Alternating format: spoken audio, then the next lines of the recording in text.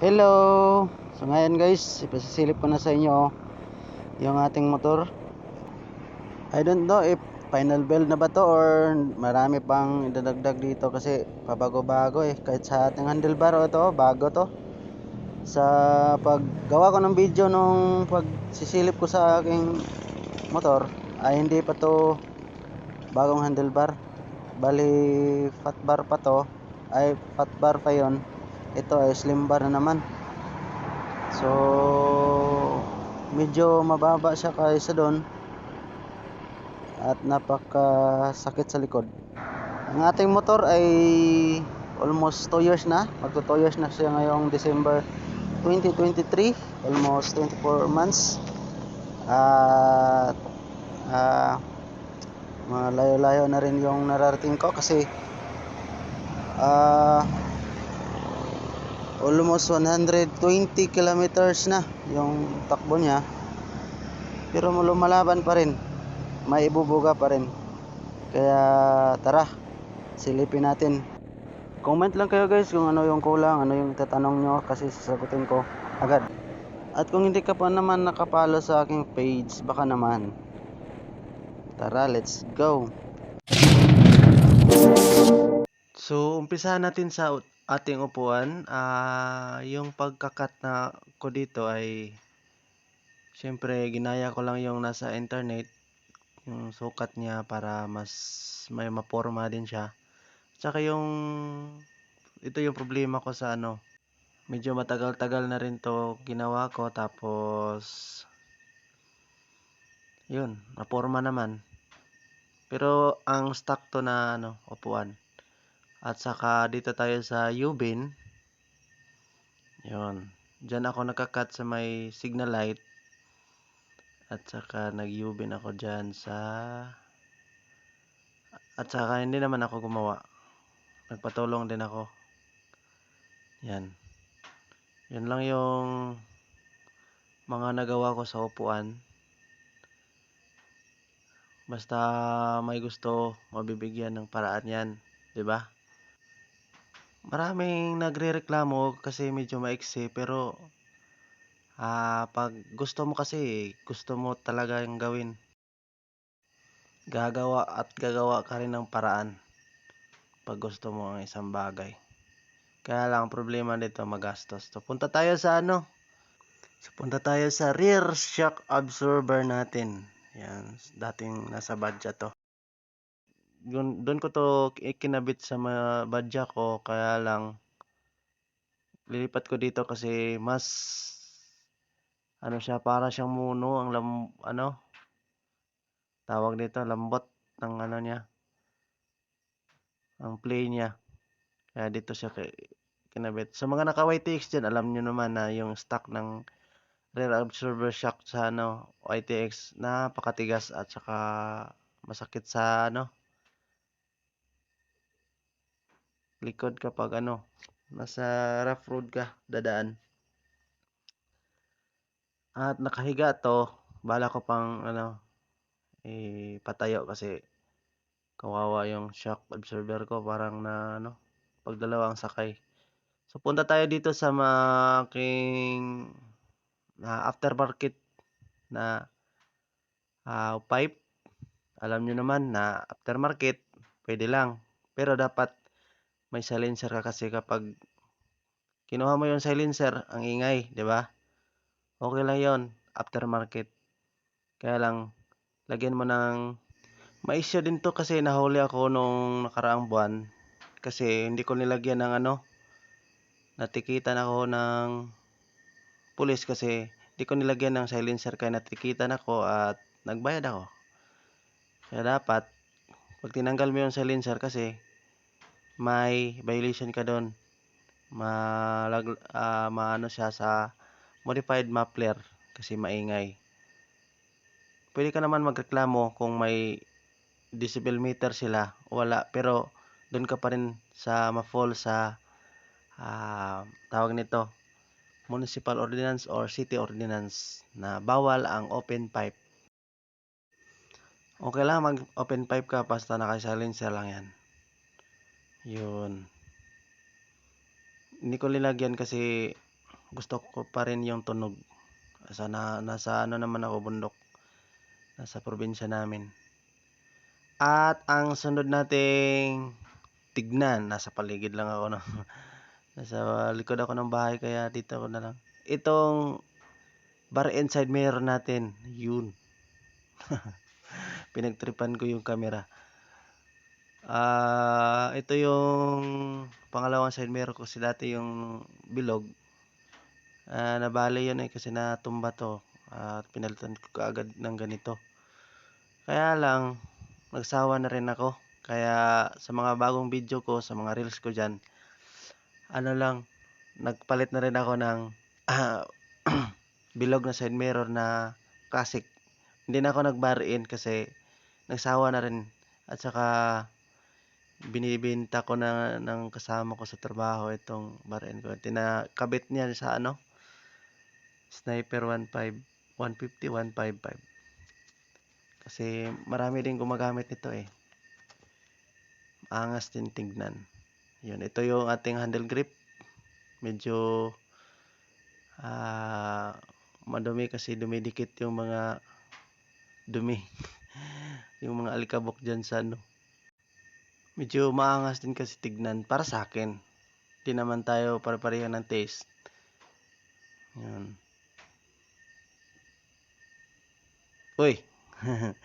Sumisili pa nga. So, yun yung aking bar and side mirror. At hindi na to latest, pinalitan ko na. Yun, pinakita ko rin yun sa inyo, itong handle grip ko na sobrang dumi na kasi dumidikit at yung alikabok dyan. So, ito yung handlebar razor ko. Bali dalawa kasi para mataas at saka hindi masyadong masakit sa liog. Yun.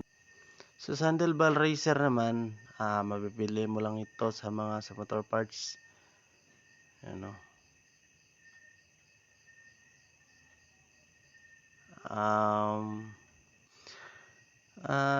Dalawa yung ikinabit ko kasi masyadong masakit sa likod. Para lang din sa aking trabaho, para makapag chill din sa rides. Pero sa papurmahan, medyo lugi tayo doon. Kaya kung tambay lang to, ay babawasan ko siya. Yan, dalawa yan. Right.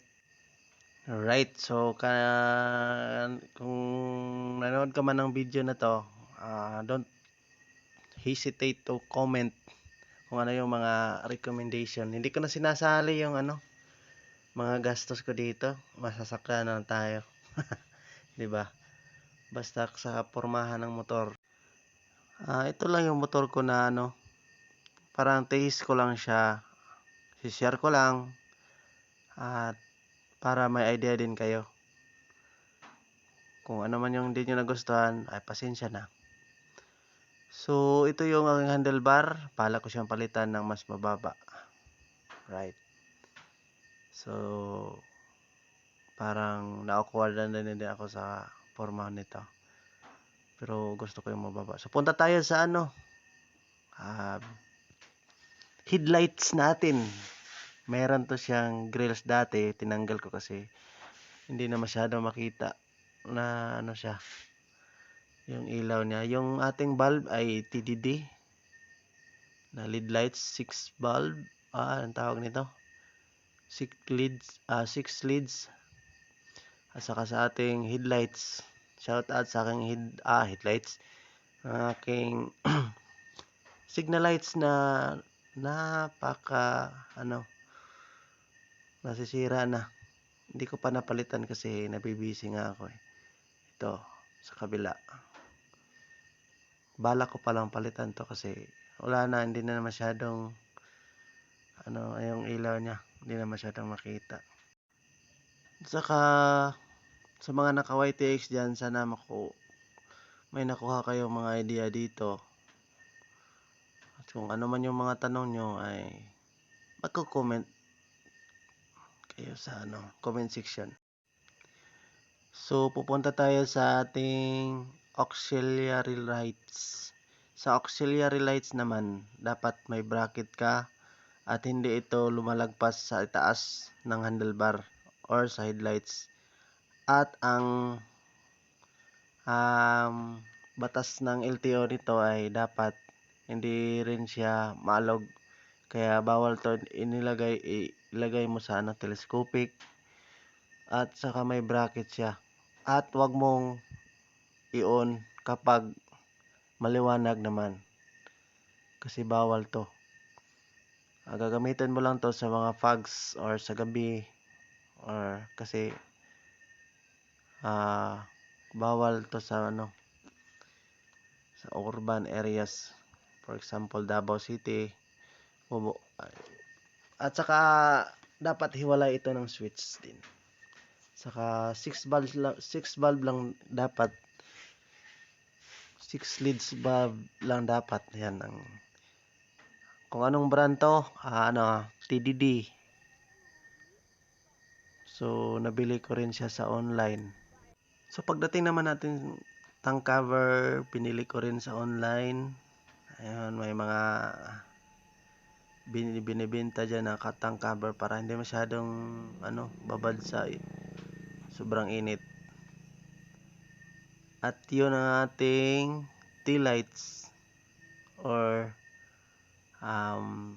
brake lights sa likod. Yun. Medyo luma na rin itong ang ating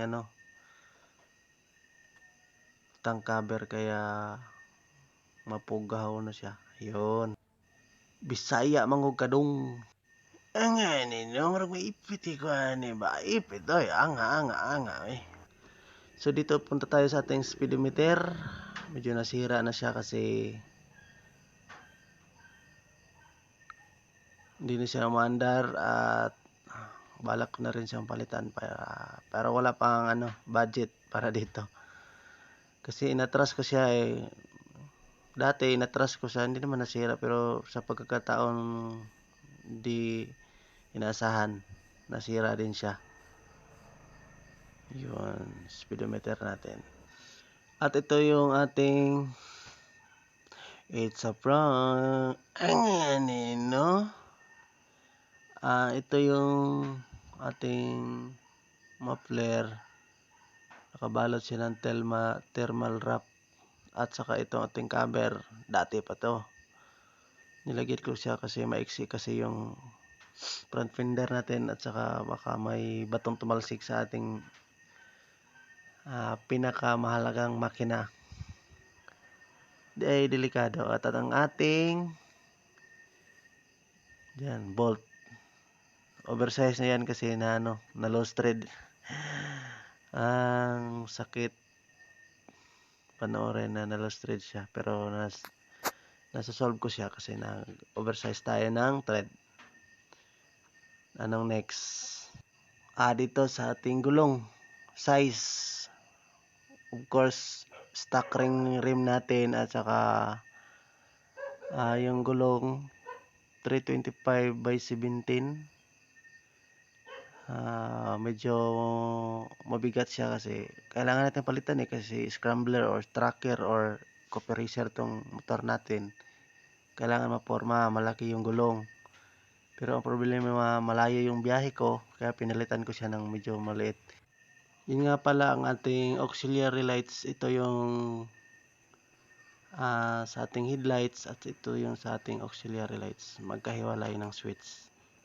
Yan. Matagal-tagal na rin tong switch na to. Super tibay. At ito naman yung ating chin mount para sa camera at parang hindi ko gusto kasi maalog. So update lang bagong side mirror. Round side mirror. Yun.